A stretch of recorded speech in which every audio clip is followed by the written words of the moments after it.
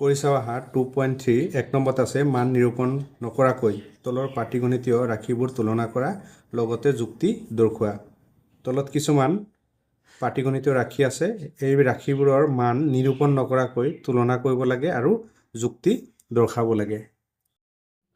ইংলিছত আছে work it out 2.3 এক নম্বৰত আছে compare the following arithmetic expressions without calculation. Compare মানে তুলনা কৰা, এৰিথমেটিক এক্সপ্ৰেছন মানে পাটিগণিতীয় ৰাশি। তলত কিছুমান পাটিগণিতীয় ৰাশি আছে, কেলকুলেশ্যন নকৰাকৈ এই পাটিগণিতীয় ৰাশিবোৰ তুলনা কৰিব লাগে। আৰু কি কৈছে, give reason in each case আৰু যুক্তি দৰ্শাব লাগে। প্ৰথম আমি পাটিগণিতীয় ৰাশি তুলনা কৰিম। কেনেকৈ তুলনা কৰিম চোৱা। প্ৰথম আমি এই দুটা যোগ কৰি দিম। 2 1 3 যোগ 1 4 5 কিমান হ'ব 8 5 3 আৰু এই দুটা যোগ কৰি দিম 2 1 4 1 4 4 যোগ কৰি দিয়া কিমান হ'ব 8 5 এইটো হ'ল 3। মই কাষত দেখুৱাই দিছোঁ।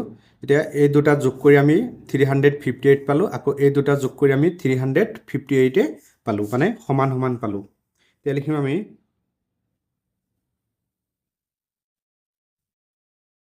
2 1 3 প্লাছ 1 4 5। তোমালোকে এনেকৈ বাকচ বনাই দিবা সমান সমান, যিহেতু আমি সমান পাইছোঁ। স্কেলেদি বনাবা তোমালোকে। ইয়াত লিখি দিবা এই দুটা যোগ কৰি আমি কিমান পালোঁ 358 358 আৰু এই দুটা যোগ কৰি কিমান পালোঁ 358 একেই পাইছোঁ। এইটো ইয়াত লিখি দিম 2 1 4 প্লাছ 144 এইটো সমান পাইছোঁ, সমান সমানে বনাব লাগিব।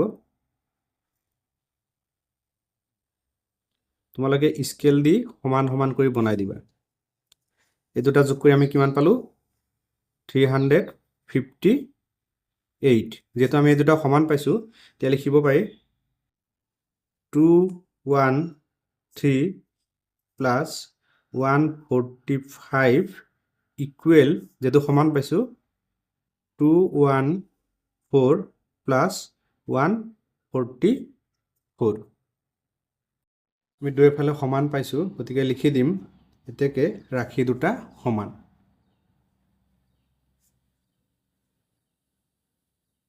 দুটা সমান। এইটো হ'ল A নম্বৰৰ এনচাৰ। ইংলিছত এইখিনিলৈকে একেই হ'ব। প্ৰথম কি কৰিছোঁ, এই দুটা যোগ কৰি দিছোঁ 358 পাইছোঁ, ইয়াত বহুৱাই দিছোঁ। আকৌ এই দুটা যোগ কৰি 358 পাইছোঁ, এইটো বহুৱাই দিছোঁ। তাৰপিছত ইয়াত লিখি দিছোঁ বোথ কোৱান্টিটিজ আৰ ইকুৱেল, যিহেতু আমি এইফালে আৰু এইফালে যোগ কৰি সমান পাইছোঁ, সেইকাৰণে লিখি দিছোঁ both quantities R equal. B নম্বৰত আছে 310 প্লাছ 227 আৰু এটা আছে 308 প্লাছ 230। প্ৰথম আমি এই পাটিগণিতীয় ৰাশি দুটা তুলনা কৰিম, তাৰপিছত আমি ইয়াৰ যুক্তি দৰ্শাম।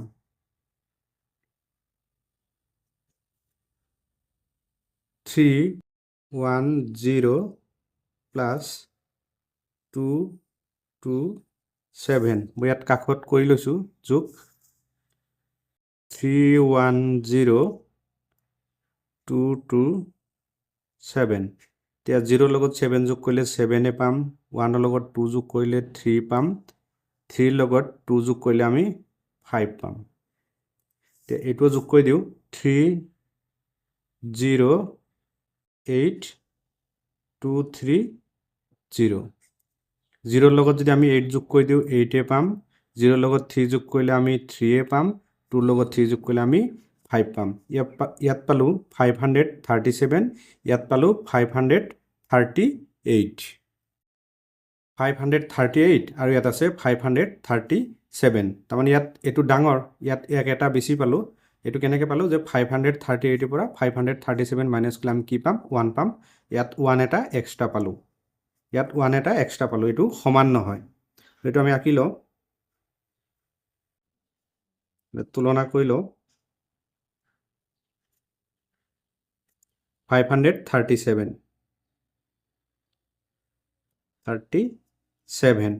আৰু এই দুটা যোগ কৰি 308 প্লাছ 230 এইটো আমি সমানে বনাই ল'ম এইটো প্ৰথমে আৰু সমান বনাই ল'ম সমান বনালে কিমান হ'ব 537 হ'ব তো সমান সমান কৰিলোঁ কিমান হ'ব 537 আৰু 1 এটা এক্সট্ৰা পাইছোঁ এইটো কাৰণে এক্সট্ৰা এটা বক্স বনাই দিম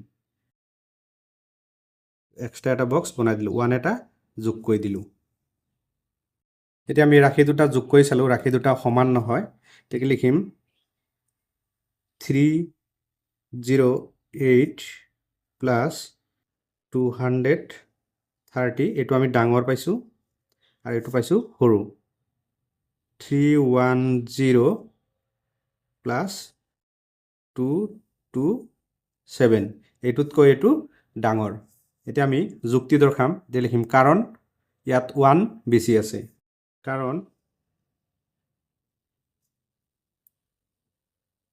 ইয়াত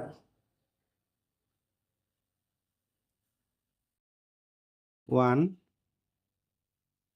বেছি আছে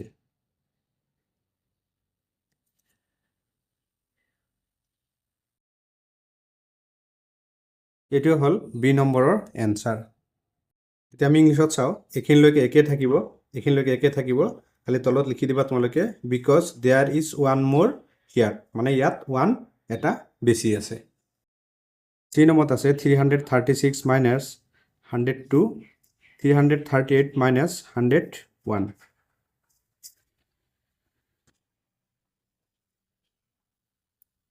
মই কাষত উলিয়াই লৈছোঁ 336 মাইনাছ 102 6ৰ পৰা 2 মাইনাছ কৰিলে আমি 4 পাম 3 পৰা 0 মাইনাছ কৰিলে 3 পাম 3 পৰা 1 মাইনাছ কৰিলে 2 পাম আৰু ইয়াত আছে 338101 তো মাইনাছ কৰি দিম 8ৰ পৰা 1 মাইনাছ কৰিলে 7 পাম 3 পৰা 0 মাইনাছ কৰিলে আমি 3 পাম 3 পৰা 1 মাইনাছ কৰিলে 2 পাম এইটো পালোঁ 234 আৰু এইটো পালোঁ 237 এতিয়া 237ৰ পৰা যদি আমি 234 মাইনাছ কৰি দিওঁ কিমান পাম 3 পাম 3 এটা এক্সট্ৰা পালোঁ এতিয়া লিখিম 336 মাইনাছ 102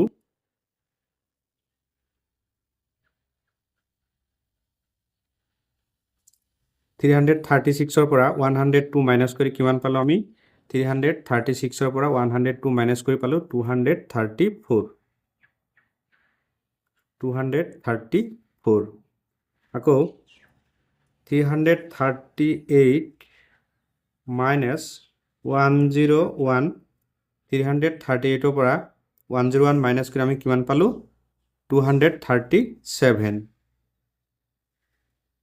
প্ৰথম 234 লৈকে আমি একেই বনাম আৰু এক্সট্ৰা 3 পালোঁ এই 3টোৰ কাৰণে আমি এক্সট্ৰা বাকচ বনাই দিম 234 আৰু ইয়াত এক্সট্ৰা 3 এটা আমি প্লাছ কৰি দিম তো হ'ল 3 যেহেতু ৰাশি দুটা আমি সমান পোৱা নাই গতিকে লিখিম এইটো পাইছোঁ আমি ডাঙৰ 338 মাইনাছ 101 এইটো ডাঙৰ 336 মাইনাছ 102 এইটো হ'ল সৰু ইয়াত কি আছে 3 এটা বেছি আছে গতিকে আমি যুক্তি দৰ্শাম কাৰণ ইয়াত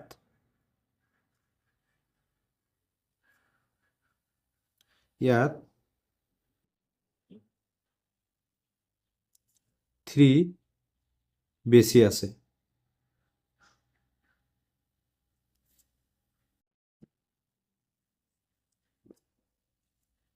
এইটো হ'ল চি নম্বৰৰ এনসাৰ ইয়াত 3 এটা এক্সট্ৰা পাইছোঁ মই এটা বক্সতে 3 লিখি দিছোঁ নহ'লে তোমালোকে এনেকৈও লিখিব পাৰিবা এনেকুৱা 3টা বক্স বনাবা আৰু 3টা বক্সতে 1 1 1 কৰি লিখি দিবা এনেকৈ লিখিলেও হ'ব নাইবা 3টা বক্স বনাই লিখিলেও হ'ব ইংলিছত এইখিনিলৈকে একে হ'ব, খালি তোমালোকে লিখি দিবা বিকজ দেয়াৰ ইজ 3 মোৰ হিয়াৰ। তাৰমানে ইয়াত আমি 3 এটা বেছি পাইছোঁ। 3 নম্বৰত আছে 124 মাইনাছ 115 আৰু এইফালে আছে 129 মাইনাছ 112। প্ৰথম মই এইখিনি উলিয়াই লওঁ। 124 মাইনাছ কিমান আছে 115। ইয়াৰ পৰা 1 ল'লে কিমান হ'ব 14। 14ৰ পৰা 5 গ'লে কিমান হ'ব 9। আমি পালোঁ 9, এইফালে 0 0 হৈ যাব। তাৰপিছত 129 মাইনাছ 112। এতিয়া 9ৰ পৰা 2 মাইনাছ কৰিলে 7 পাম। 2ৰ পৰা 1 মাইনাছ কৰিলে আমি 1 পাম। এতিয়া এইটোত পালোঁ আমি 9, এইটোত পালোঁ 9 আৰু এইটোত পালোঁ 17। তাৰমানে এই 17ৰ পৰা যদি আমি 9 মাইনাছ কৰি দিওঁ কিমান পাম 8 পাম। তাৰমানে এইটোত 8 এটা বেছি পালোঁ।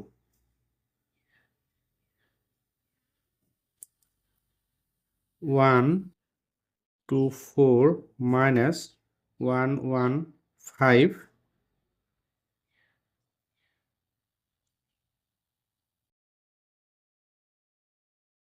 এইটোৰ পৰা এইটো মাইনাছ কৰি কিমান পালোঁ 9 পালোঁ। 9টো আমি ইয়াত বহুৱাই দিম। তাৰপিছত 129 মাইনাছ 112 কৰি আমি কিমান পালোঁ 17 পালোঁ। প্ৰথম আমি টো সমানকৈ বনাই ল'ম। ইয়াত কি লিখিম 9 আৰু এক্সট্ৰা কি পালোঁ 8 পালোঁ। এই এক্সট্ৰা 8ৰ কাৰণে আমি এক্সট্ৰা বক্স এটা বনাই দিম। ইয়াত লিখি দিম আমি 8। আমি এক্সট্ৰা 8 পালোঁ। প্ৰথম বক্স দুটা সমানকৈ বনাই ল'লোঁ আৰু এক্সট্ৰা 8টো আমি এইফালে যোগ কৰি দিলোঁ। যিহেতু এইটো আমি ডাঙৰ পালোঁ, ৰাশি দুটা সমান নহয়, আমি লিখি দিম 129 মাইনাছ 112। এই ৰাশিটো আমি ডাঙৰ পাইছোঁ। 124 মাইনাছ 115 এইটো পালোঁ সৰু। এতিয়া কাৰণ ৰখাব লাগে, আমি লিখিম কাৰণ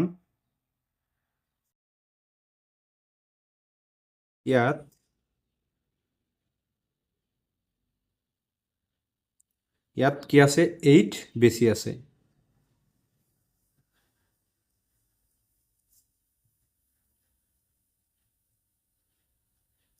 কাৰণ ইয়াত 8 বেছি আছে। এইটো হ'ল ডি নম্বৰৰ এনচাৰ। ডি নম্বৰ এনচাৰটো আমি ইংলিছত চাওঁ। এইখিনিলৈকে একেই থাকিব, খালি তলত তোমালোকে লিখি দিবা বিকজ দেয়াৰ ইজ 8 মোৰ হিয়াৰ। ইয়াত মানে 8 এটা বেছি আছে। কৈ চাওঁ আহা 2.4ত আছে তলৰ কথাখিনি পাটিগণিতীয় ৰাশিত প্ৰকাশ কৰি মান নিৰূপণ কৰা। 1 নম্বৰত আছে স্বাধীনতা দিৱস উপলক্ষে কোনো এখন বিদ্যালয়ৰ ৰচনা প্ৰতিযোগিতাত ৰচনাৰ নিৰ্ধাৰিত শব্দৰ পৰিমাণ 600 দিয়া হৈছিল। যদি এজন প্ৰতিযোগীয়ে পৃষ্ঠাত 110টা শব্দকৈ 4 পৃষ্ঠা ৰচনা লিখে, তেন্তে প্ৰতিযোগীজনে নিৰ্ধাৰিত শব্দতকৈ কিমান বেছি বা কম শব্দ লিখিলে? প্ৰথম আমি প্ৰশ্নটো বুজিবলৈ চেষ্টা কৰিম।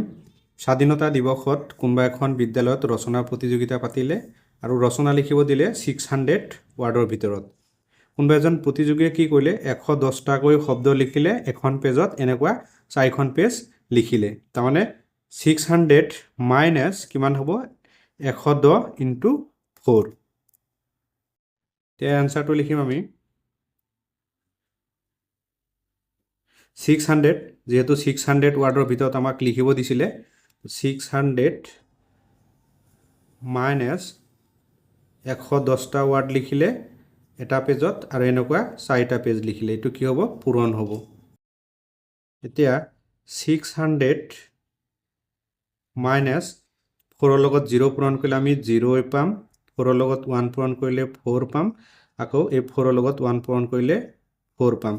এতিয়া 600ৰ পৰা আমি 440 মাইনাছ কৰিব লাগিব। 600 মাইনাছ 440 0। ইয়াৰ পৰা 1 ধাৰ ল'লে কিমান হ'ব 10। 10ৰ পৰা 4 গ'লে হ'ব 6 আৰু ইয়াত থাকিল 5। 5ৰ পৰা 4 গ'লে হ'ব 1। আমি কিমান পালোঁ 160। এতিয়া আমি পালোঁ যে নিৰ্ধাৰিত শব্দতকৈ 160টা শব্দ কম লিখিলে। তে লিখি দিম থেকে নিৰ্ধাৰিত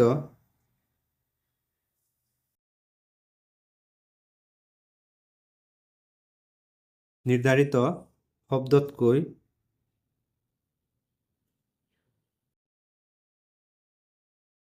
নিৰ্ধাৰিত শব্দতকৈ 160টা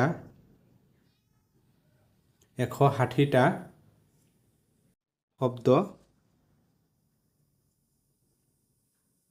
কম লিখিছে।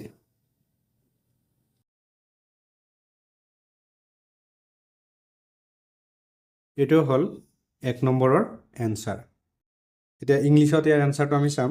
এইখিনিলৈকে একেই থাকিব, খালি এইখিনি তোমালোকে লিখি দিবা therefore 160 words less than the required word limit have been written। এইটোৱে হ'ল 1 নম্বৰৰ এনসাৰ।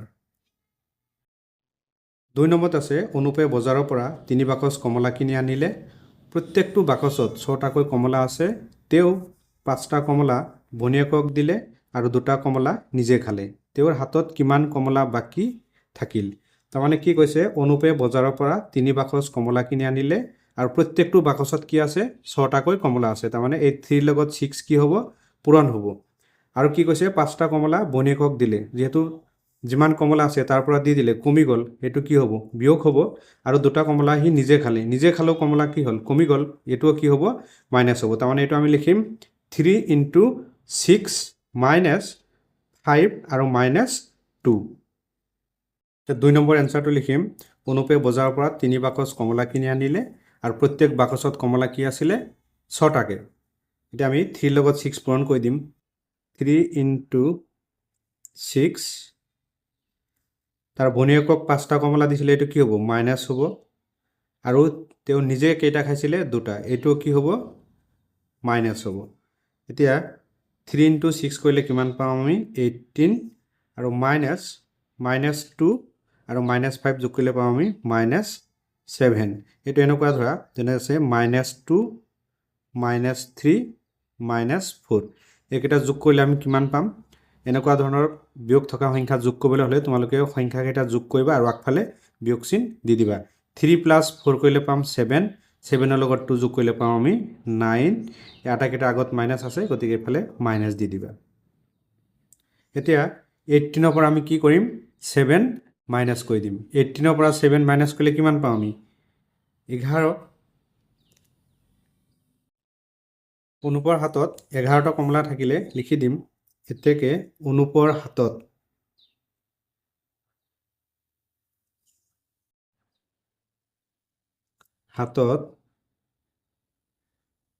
অনুপৰ হাতত 11টা কমলা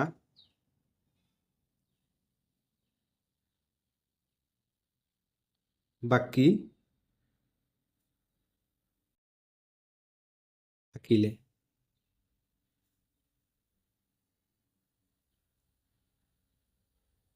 এইটো হ'ল 2 নম্বৰৰ এনসাৰ। এতিয়া ইংলিছত ইয়াৰ এনসাৰটো লিখিম, এইখিনিলৈকে একেই থাকিব। ইয়াত আমি জাষ্ট লিখি দিম therefore Anup had 11 orange left। Orange মানে হ'ল কমলা, অনুপৰ হাতত 11টা কমলা বাকী থাকিলে। 3 নম্বৰত আছে 1 পেকেট চাউলৰ দাম 70 টকা, এবটল মিঠাতেলৰ দাম 160 টকা আৰু 1 পেকেট নিমখৰ দাম 20 টকা। 4 পেকেট চাউল, 3 বটল মিঠাতেল আৰু 2 পেকেট নিমখ কিনিবলৈ কিমান টকাৰ প্ৰয়োজন হ'ব, তাক পাটিগণিতীয় ৰাশিত প্ৰকাশ কৰা। ইয়াত আমি প্ৰথম বুজিবলৈ চেষ্টা কৰিম। কি কৈছে, 1 পেকেট চাউলৰ দাম 70 টকা। চাউলৰ পেকেট কেইটা কিনিলে, 4টা। তাৰমানে 70ৰ লগত কি কৰিম আমি, 4 পূৰণ কৰি দিম, প্লাছ আকৌ এবটল মিঠাতেল কিমান কিনিলে, 160 টকা। মিঠাতেল কেইবটল কিনিলে, 3 বটল। এতিয়া 160ৰ লগত আমি 3 পূৰণ কৰি দিম, প্লাছ আকৌ 1 পেকেট নিমখৰ দাম কিমান আছে, 20 টকা। নিমখ কেই পেকেট কিনিলে, 2 পেকেট। তাৰমানে এই 20ৰ লগত আমি 2 পূৰণ কৰি দিম। এতিয়া 3 নম্বৰ এনসাৰটো আমি লিখিম, 1 পেকেট চাউলৰ দাম কিমান আছিলে, 70 টকা, ইনটু চাউল কেই পেকেট কিনিছিলে, 4 পেকেট, প্লাছ আকৌ 160 টকাত মিঠাতেল, ইনটু মিঠাতেল কেই বটল লৈছিলে, 3 বটল, প্লাছ নিমখৰ দাম কিমান আছিলে 20 টকা ইনটু নিমখ কেই পেকেট ল'লে 2 পেকেট এইখিনি আমি পূৰণ কৰি যোগ কৰি দিম এতিয়া 4 লগত যদি 0 পূৰণ কৰি দিও কিমান হ'ব 0 হ'ব আকৌ 4 লগত 7 পূৰণ কৰিলে কিমান হ'ব 28 280 প্লাছ 3 লগত যদি আমি 0 পূৰণ কৰি দিও 0 হ'ব 3 লগত 6 পূৰণ কৰিলে কিমান হ'ব 18 18 और 8 উকলিব 1 3 লগত 1 পূৰণ কৰিলে 3 পাম আৰু 1 কিমান হ'ব 4 প্লাছ 0 লগত 2 পূৰণ কৰিলে আমি 0 পাম 2 লগত 2 পূৰণ কৰিলে আমি 4 পাম এতিয়া আমি এখিনি যোগ কৰি দিম কিমান আছে 280 480 40 0 8 plus 8 কৰিলে পাম আমি 16 16 লগত 4 যোগ কৰিলে পাম 20 20 0 উকলিব 2 2 plus 4 কিমান হ'ব 6 6 লগত 2 হ'ব 8 আমি কিমান পালো 800 পালো তাৰমানে 800 টকাৰ প্ৰয়োজন হ'ব লিখি দিম therefore 800 টকাৰ প্ৰয়োজন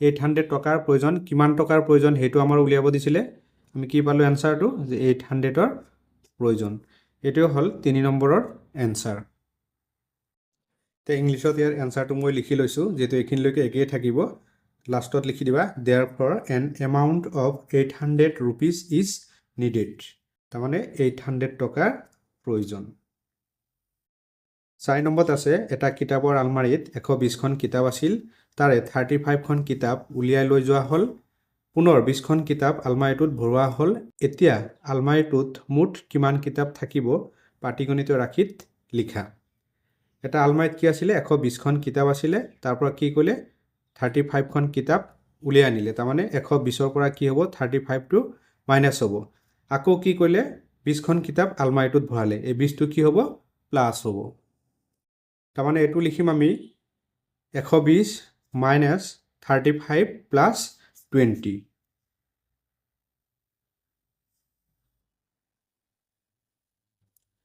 মুঠ কিতাপ কিমান আছিল 120 ইয়াৰ পৰা কি কৰিলে 35 খন বাহিৰলৈ উলিয়াই দিলে 35 আকৌ কি কৰিলে 20 খন কিতাপ ভৰাই দিলে মানে এটো কি হ'ব যোগ হ'ব এতিয়া 120 ৰ পৰা 35 মাইনাস কৰি দিও ইয়াত থাকিল কিমান ইয়াৰ পৰা যদি 1 ধাৰ ললে কিমান হ'ব 10 10 ৰ পৰা 5 গলে কিমান হ'ব 5 আৰু ইয়াৰ পৰা যেটো 1 ধাৰ লৈছে কিমান থাকিব 11 11 ৰ পৰা 3 গলে হ'ব 8 আমি কিমান পালো 85 120 পৰা যদি 35 মাইনাস কৰি দিয়া হয় কিমান পাম 85 প্লাস এফালে আছে 20 এটো যোগ কৰি দিয়া 5 8 লগত 2 যোগ কৰিলে কিমান হ'ব 10 105 তাৰমানে 105 খন লিখি দিম এতেকে আলমাৰীটোত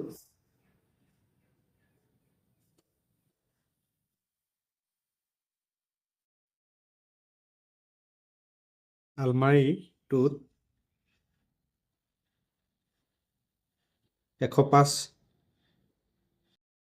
105 খন কিতাপ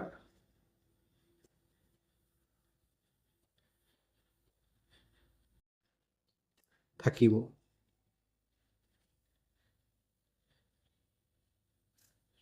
এটো হল 4 নম্বৰ প্ৰশ্নৰ এনসাৰ ইংলিশত ইয়াৰ এনসাৰটো মই লিখি লৈছো এখিনলৈকে একেই থাকিব ইয়াত খালি লিখিবা therefore the cupboard will contain 105 books cupboard মানে হল আলমাৰীখনত 105 খন কিতাপ থাকিব